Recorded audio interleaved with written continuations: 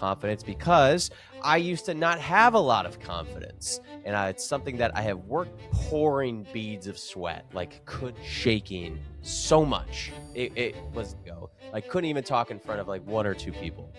My most favorite thing that I do. It's part of why I'm speaking. I thrive on it. I enjoy it. Promises to yourself. Confidence is key. We're going to talk about what confidence really is. We're going to discuss how to build it.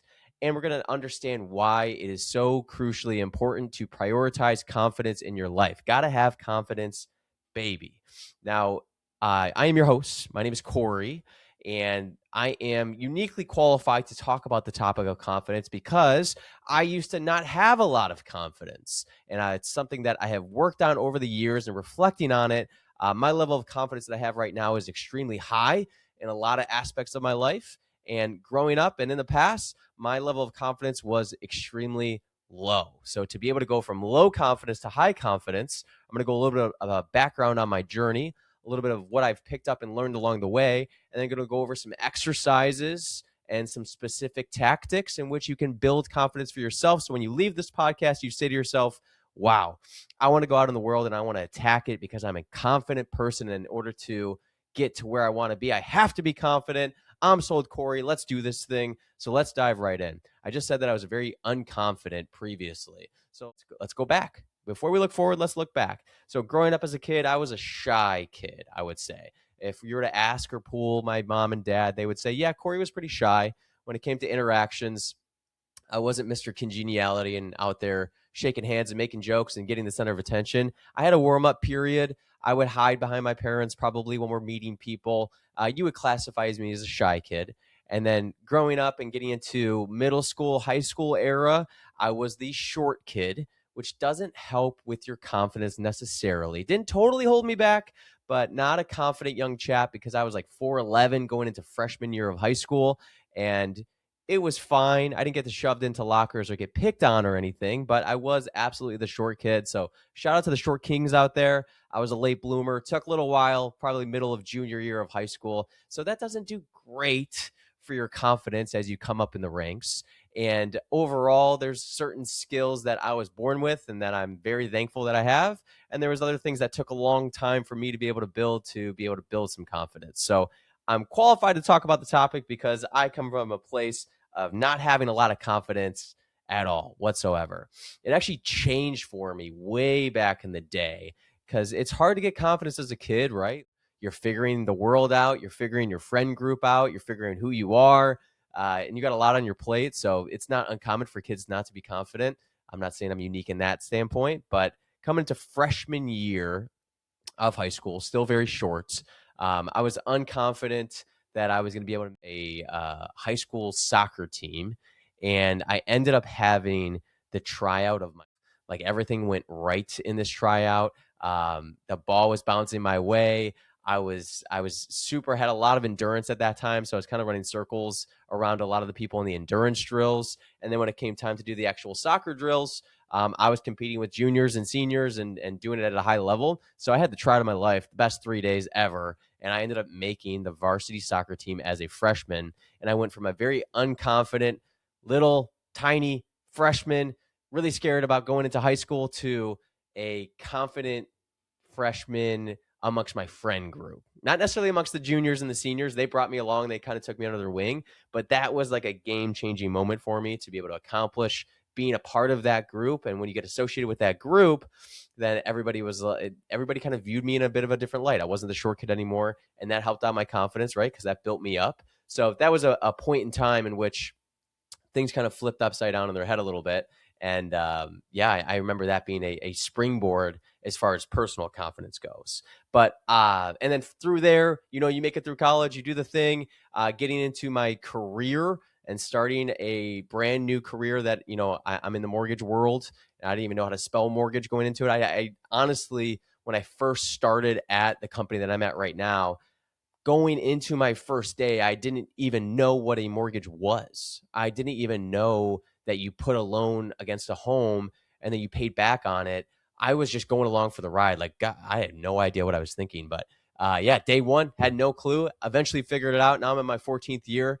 But rewinding, And speaking of confidence, when you think of confidence, you think of public speaking. That's a great arena to be able to show off how confident you are. Can you get on the microphone and speak in front of a large group of people confidently?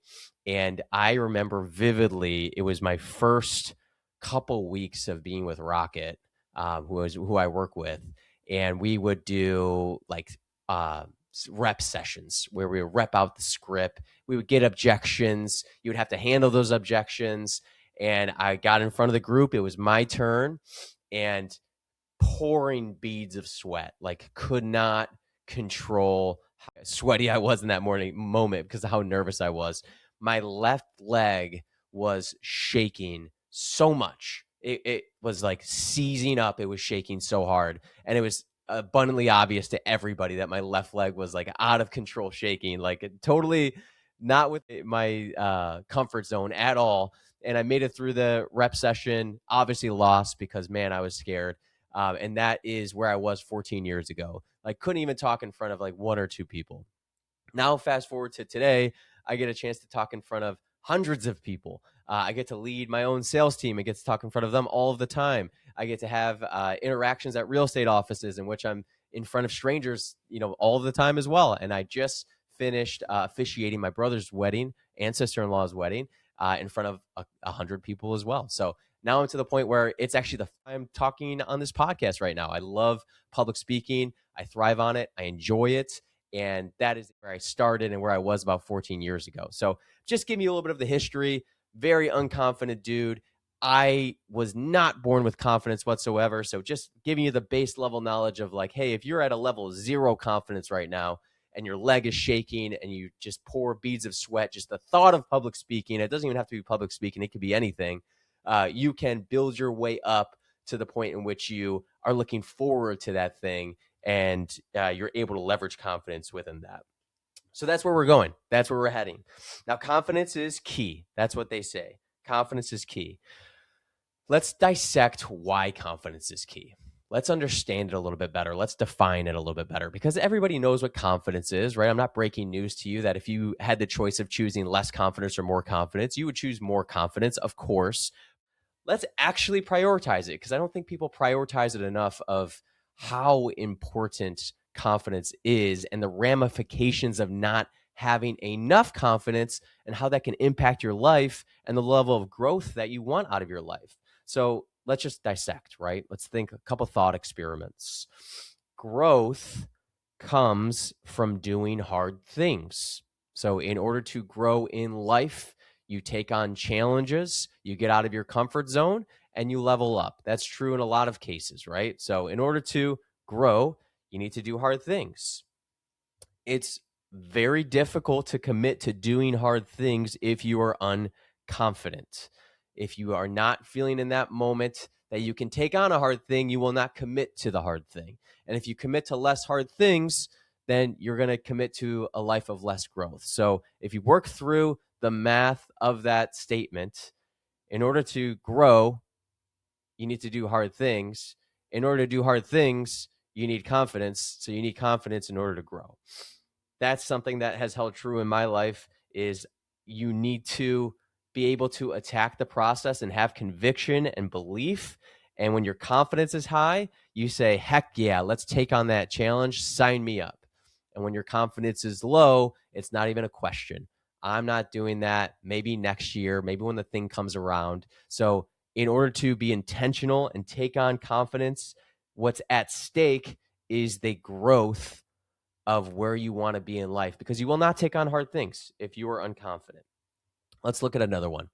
They say that fortune favors the bold. And I agree with this statement, because every time that I decide to be bold in a moment or bold in a choice, it rewards me. Even if it's not the reward that I was expecting, it rewards me with a lesson, or it rewards me with a byproduct that was totally unexpected. So if we know, and people say, and I believe it to be true, that fortune favors the bold, then we want more fortune, so we should be bold more often, right? And you have a easier time being bold when you have confidence. So in order to get great fortune, you need confidence. That's how the thought experiment goes, right? So think about any bold choice that you've ever made. You don't make it from a unconfident position. It's really hard to be bold and say, I'm going to take a chance here when you're unconfident. Like, it just doesn't work. Like, logically, it doesn't make sense. So in order to obtain more fortune, you need to be more bold. In order for you to be more bold, you need to be more confident, in which case confidence equals fortune, and we all want more good fortune. Another thought experiment that I was tossing around when thinking about the topic is, who do you look up to? Think about who you look up to. Take a second, close your eyes. Who is your role model? Someone interviews you and says, hey, who do you look up to in life? What is one person that you would consider a role model? Okay, so now that you have that person in mind, think to yourself, do they have confidence? Does that person have a certain level of conviction in themselves and a certain level of belief in themselves that you would classify them as confident? And I'm willing to bet that the picture of the person that you had in mind exudes confidence. They glow confidence, pouring out. They have confidence in spades. Fill in the blank with whoever you're thinking about. They're confident in their field. They're confident in their faith. They're confident in their family. They're confident in their actions. So people aspire to be like those people. Like, your role model is someone that you aspire and you look up to. And knowing that confidence is a trait that help get them to the point in which you aspire to be like them, we can deduct that confidence is important to be a role model for others. When you are confident, conviction and confidence go hand in hand. And we aspire to be convicted because knowing is another form of authenticity. So when you are convicted, you are so confident in your belief, that does come off as authenticity, right? Authenticity is just knowing oneself, being true to oneself. And when you're convicted in your beliefs, that has authenticity attached to it. It's authenticity's cousin, is being convicted. So authenticity is a trait that everybody wants. So when you throw authenticity and confidence and conviction in a pot, and you stir it up and you get your role model out of there, those are traits in which will serve you so well to be able to get to wherever you want to be in life and to wherever you want to go. And that is something to strive for. Now, when it comes to striding for it, you can't just say, I want more confidence. You can't just say, hey, it'd be cool if I had more confidence. You can't just fly by the seat of your pants and hopefully that happens. You got to be intentional. So the point here is, everything that I just listed out, those thought experiments, it's meant to emphasize what's actually at stake. It's not just, hey, I want to be more confident. It'd be cool if I'd rather my leg not shake when I talk in front of people. It is crazy important. It is your growth. It is the fortune that hits your doorstep. It is your authenticity in which you show up with. It's your ability to be a role model for people. Like, we want those things, and confidence is where it starts. So now that I've told you about short Corey, and now that I've sold you on the idea of confidence is so incredibly important, I need to make it a priority in my life, let's make it a priority. Let's talk about how to build more confidence. So when it comes to building more confidence, the number one way to build more confidence is to keep promises to yourself. So simple, so incredibly simple. I want more confidence. Keep promises to yourself. You will undoubtedly get more confident when you keep promises to yourself. And then conversely, when you break promises that you make to yourself, you lose confidence. So a lot on the line. Everything that I just mentioned in terms of the benefits of having confidence, you have to keep promises to yourself. It can be that simple. Think back to the last time that you said, I'm going to do X. Did you keep that promise? Did you follow through? Or did you falter before you got to the finish line? It's not as simple as saying that's life and I faltered and I didn't make it, I'll set another goal. That is actually taking you back. That's hurting your confidence. That's bringing you backwards in the race to be able to get more confident. It's incredibly important. It's something that you need to prioritize. And when it comes to keeping promises to yourself, everybody does it, right? They say, I'm going to wake up earlier tomorrow. promises to yourself, come big or small. We all do it. We all make promises and we all either keep them or we break them. And it's not necessarily if you keep promises or not, it's at the level in which you do it. So it's not binary, it's at the level. There's levels to it, right? Do you never break the promises that you say to yourself? And that's level 10 of confidence. Do you always break the promises that you say to yourself, or are you somewhere in the middle? Most people are somewhere in the middle. What helps me and what serves me is I now get to the point where I will not commit to something if there is a somewhat of a probability of me not being able to follow through. Now, I want to commit to hard things because I want to grow, and I'm not just giving myself like really easy promises to follow through on, because that's also staying in your comfort zone. But I am accounting for what the sacrifice is going to be before I take on a challenge. So for example, this year I committed to doing a half Ironman, which is 70.3 miles, and that's a swim, that's a bike, and that's a run. It's a triathlon. I did wrestle with for quite a long time if I wanted to do a full Ironman this year. And it would be my very first time. I just did my first half Ironman in December. I'm very new to this world, and it was very difficult to train. It was very difficult to learn how to swim. And I have other goals that are happening this year. I mapped everything out. I thought out these sacrifices. I understood where priorities were going to have to be. I understood the amount of training that was going to have to take place. And I did make the conscious decision to not commit to doing a full Ironman this year. That is going to be a task for 2027. And I'm excited to bring you along that journey. But that is an example of knowing that when I get in the thick of things and it's time for me to make sacrifices and it's time for me to commit to the goal, there was enough of a probability where I was going to have to break off of that goal. And knowing that before doing it is better than doing it and aiming for the moon and landing amongst the stars. That's not how it works with confidence, at least not what I found. You don't, burn the boats and say, I'm doing this thing. I'm going to take a big swing and like, world, watch out and check me out. I've never done this before, but I'm going to do it. And that's great. But what you're actually putting on the line is the commitment and the promises to yourself. And if there's enough of a probability where it might not happen, that can hurt you. That can set you back, because again, it's levels to the promises in which you keep. So it's to the point where I will not commit. I will think deep and hard on the sacrifice to reach the finish line. And then I will not commit if I feel that there's enough of a probability where I can't make it through. Because if you miss even one day, that is a confidence piece taking a shot. It's not just, I missed a day, I'm not feeling it today. It's your confidence is taking a step back. And you always want your confidence taking a step forward because of all the things that we listed out. So right now, I'm currently on a 14-month straight workout routine where I have not missed a day of at least a 30-plus minute workout for 14 months. And I committed to that because it's a part of my healthy lifestyle, and it's something that I can commit to, and I can make the sacrifice to make it happen. But because I have this streak, and because I've committed to 2 years of doing it, right? We're almost there. We're 10 months away. Because I committed to that, and because I have the streak, the further and further I get, the harder it is to break away from it. Because now I'm not just like taking an off day, and now I'm not like not feeling it. Like this morning, for example, I was not feeling it. I only got a couple hours of sleep last night. It would have been very easy to mail it in and say, no, not happening, if I didn't have the streak and if I didn't have the emphasis on building confidence and keeping promises to myself. But it was a no-brainer. I have to do it. I'm so deep into it.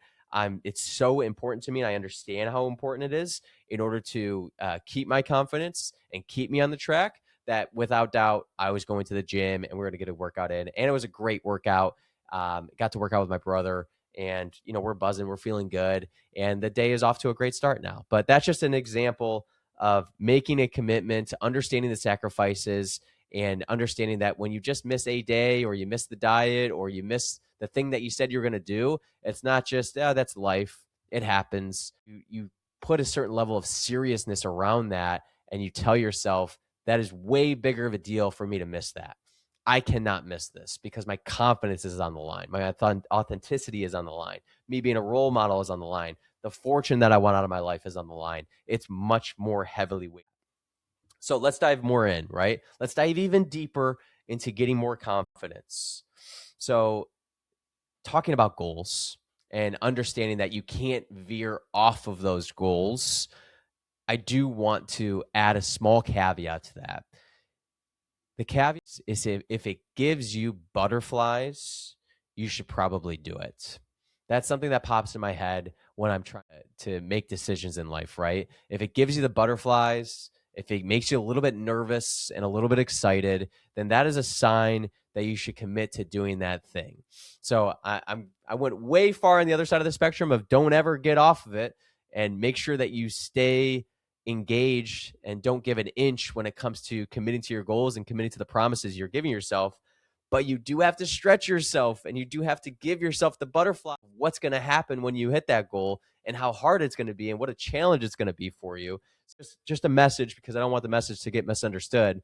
We don't want to set easy goals that it's very easy for us to hit. We want to do things that give us butterflies. We want to set the path, and we want to keep the promise that we make to ourselves. And when you pick your head up at the end of that road, you have confidence in spades. You really do. You're accomplished, and you feel so convicted in your actions. And then you level up even further from there, right? Like you make it to the next rung on the ladder. Now, more tactics into how to gain confidence. It really is as simple as doing the reps. And what I found is that when someone commits to something that the butterflies and they set out the plan, the repetition is the work that needs to be done, but people don't understand the level of repetition that needs to happen. So I'll tell a quick story. I told you guys that my leg would be shaking uncontrollably when I would do those round robin. We called them objection cubes when I first started at Rocket. Now all I want to do is speak in front of people. It's my favorite thing in the world. Where my brother and sister-in-law, they asked me to officiate their wedding a couple of months ago. I think it was about half a year now, 8 months ago. And that would be my first officiating any wedding. It's in front of all of their friends and family, my family. It's their literal wedding. They get one of them on the line, and they trusted me with that responsibility. And that's a perfect example of something that gave me butterflies in the moment. Corey, we wanted to ask you, will you officiate our wedding? Butterflies, pit and stomach, heart racing. Didn't even have to think about it. I said yes, because I acknowledge that this is something that is giving me life. It's breathing life into me. I got to say yes to this, and I can commit to it, and I can do it. So that's step number one, right? You commit to it, you do it, you set up the plan. Step number two for me is I'm officiating an entire wedding, never done it before. And I get to tell this love story of Emily and Jared, my brother and sister-in-law, in front of all their friends and family. And the wedding was I think it was about 8 months away. So what I did within that 8 months is I called the moms and dads, bride and groom. I did some intel, did some research, talked to the bride and groom. We had some meetings. I built out the whole plan. I built out the whole speech. I built out the flow of things. And once it was all built out, I repped out their wedding no less than 500 times. I don't have an exact counter. I wasn't keeping track or keeping count of it the whole way through, but the amount of repetitions of me running through what I was going to say in this wedding and accounting for all the things that could come up during that window, it was over and over and over and over and over, and to the point where I could do it in my sleep. It's to the point where you could wake me up at dead of night and I could do it without even thinking about it. And 500 times of repping out a 30-minute wedding, when you get up there and you have the butterflies and the people are looking at you and you get nervous, because I repped it out so much, it was so easy and simple. And once I got rolling, everything was flowing in my head because of the amount of times that I repped it. Now, what happens other times is, I've been at a lot of weddings. You see some best man speeches, and they'll pull out the piece of paper, and then they'll kind of stumble through it. They'll get the laughs. They'll do a fine job, or they won't pull out the piece of paper and they'll shoot from the hip, and they'll just kind of see what happens and tell a story or two. And, I'm not going to call anybody out, but I've been a part of a couple best man speeches where it kind of bombs, right? And the audience is trying to bring them along. That wasn't great. But that was funny. It's really cute that you're able to do that. And it's because the repetitions and the reps were not put in. So you can take that story and you can apply that to anything, but understand that if you think it's a lot, there's probably 10 times more repetitions that you need to be doing. If I told myself, I'm going to rep this thing out 50 times, and I told somebody that, hey, I'm going to rep this thing out 50 times, they'd be like, yeah, that's a lot. I would have gotten nervous. I would have forgotten lines. I would have misstepped. 50 is not enough. You have to rep it out to the point in which you can do it undeniably. And when you do that, you keep a promise to yourself, you follow through, and you build confidence. So now it just adds to my confidence of public speaking, being able to rock out their wedding and really, really well. It went awesome.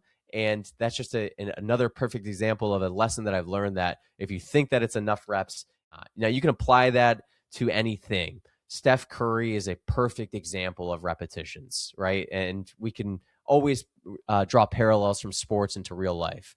But Steph Curry takes 100 shots every single day. He takes 1,000 shots, 1,000 free throws every single week. He takes more shots than you could even fathom. So when he's in the game and there's 3 seconds to go and they need a 3-pointer and it's the USA versus Spain and it's time for Steph Curry to hit a shot, he is confident enough to take the shot because he put the repetitions in to know that he did the work to be able to make the shot. The reps are the secret to keeping the promises to yourself, because when you do it that way, you don't let things knock you off your block. You stay in the pocket and you hit the shot. You nail the wedding. You build the confidence to get to a point that is undeniable, and then people look up to you as their role model.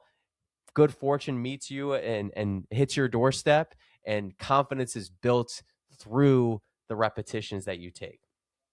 Now, last, your head might be spinning a little bit. Mine is on, I want to be more confident.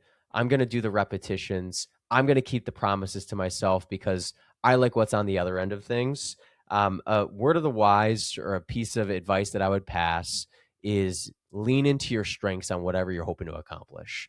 So God made us, or whoever you believe in, made us all uniquely individual, and we all have our strengths. And there's people that have a much different ability than you and I, and there's a lot of people that are very gifted out there. And everybody has strengths and everybody has weaknesses, and you should always work on your weaknesses, right? You should always clean those things up. You should always build yourself and find out where your blind spots are, and try to get better. But you were given gifts and you were given strengths, and to look a lot of those gifts and strengths in the face and deny them is a mistake. And it's something that will help your confidence out a lot. So you know what your strengths are, you know what your God-given talents are. And if you maybe aren't lit up by those talents and it's not something that you necessarily are passionate about, like for me, God gave me the ability to run long distances for a really long time. Growing up, it's kind of like I don't necessarily like care that much. I more wanted to play sports rather than run. But now I lean into my strengths big time, right? Like I'm a big runner now. I take on challenges because it not only helps your confidence, but it helps you in other aspects of stuff that you're trying to achieve. So when you're trying to think about and sit down and say, what do I want to accomplish? Where are the hard tasks that I want to take on in order to grow? Think about what your strengths are and commit to taking a journey and a path to keep promises while also tying in your strengths. Because you do that, you get really confident in another piece, and then it snowballs down the hill, and it becomes a momentum thing. And you stay in the pocket of being confident. And then, take the steps to reflect and take on the gratitude of where you were to where you are right now. Everybody's growing every single day. We are much different than where you were 5 years ago. You're way more different than where you were 10 years ago. So to be able to take the step back and look and reflect on how far along you've come, that will help your confidence out a lot as well. When it comes to going out in the world, being more confident, taking on more challenges, I hope that some of what we've covered today can help. And we will continue to press forward on our confidence journey so we can continue to grow and develop and exceed. I appreciate you tuning in. We'll see you later.